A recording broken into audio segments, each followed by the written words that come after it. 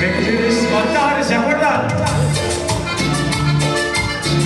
Que hubieras elegido otra manera,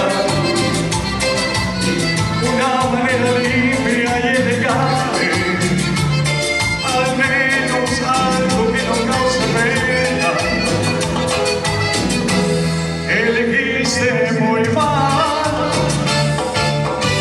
no me voy a morir por el que me engaña. Si mi mejor amigo hoy es tu amante, te juro que en verdad no sospechaba. Yo sé que par de pájaros los dos, que original al